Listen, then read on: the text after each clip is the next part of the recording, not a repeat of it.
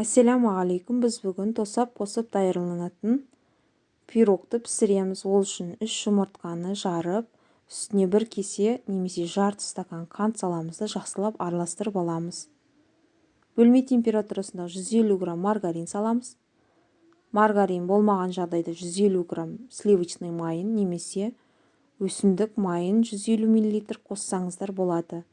Жақсылап араластырып аламыз. Кейін бөлек ыдысқа 1 ас қасық ас содасын саламыз да үстіне 9% уксусты 1 шай қасық құйып сөндіріп аламыз ас содасын.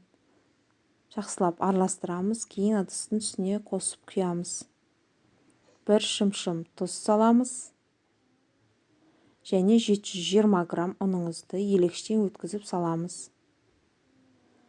Ұнымызды жұмсақ етіп илеп аламыз.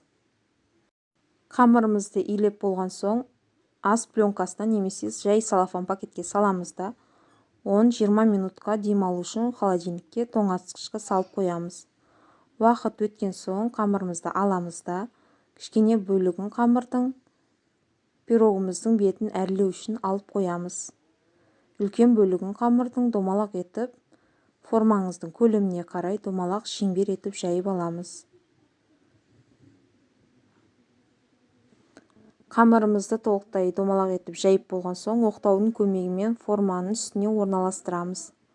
Артық қамырдың шетінен үзіп алып, қамырымыздың шеткі қабырғаларын вилканың көмегімен, вилканың тісімен әрлеп шығамыз. Егер сіз қолданатын тосабыңыз немесе вареньяңыз сұйық болған жағдайда мына шетінде қабырғаларын осылай қалдырғаныңыз жөн, кеспей. Егер ол қою болса, қабырғасын шетін әсемдеп, мына мен көрсеткендей кесіп алсаңыздар болады.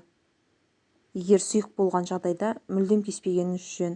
Өйткені ол пирогыңыз пісу барысында согы сыртына шығып, сұйықтығы духовканың ішінде тасып ағуы мүмкін. Кейін мұнда мен пирогтың ішіне малинадан жасалынған тосапты пайдаланып отырмын. Және алып қалған кішкене қамырымызды жаямыз да, мұндағы мен көрсеткендей әдемілеп әрлеп, ұзынша етіп қамырымызды кесеміз де, пирогтың бетіне дәл осылай әдемі етіп орналастырамыз.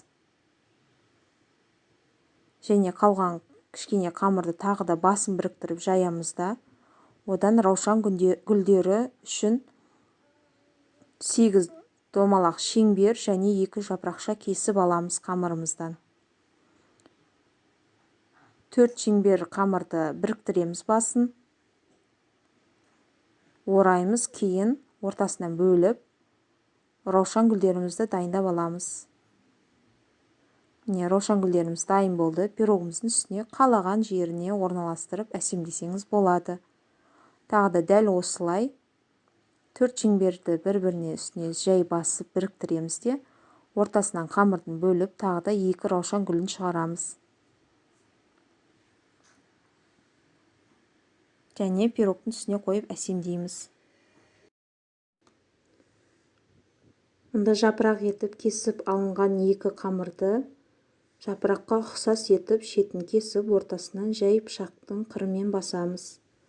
Және өзіңіз қалауыңызша пирогыңыздың үстіне орналастырып аласыз.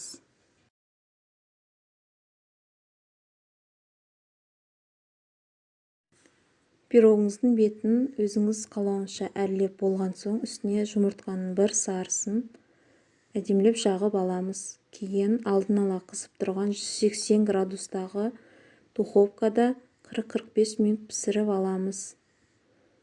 Сәл суыған соң піскен пирогыңызды дастарханға қанттың ұнтағын сеуіп, сахарный пудранты сеуіп ұсынсаңыз еш артықтық етпейді. Ұнаса біздің каналға тіркеліп, қоңыраушаны басуды ұмытпаңыздар.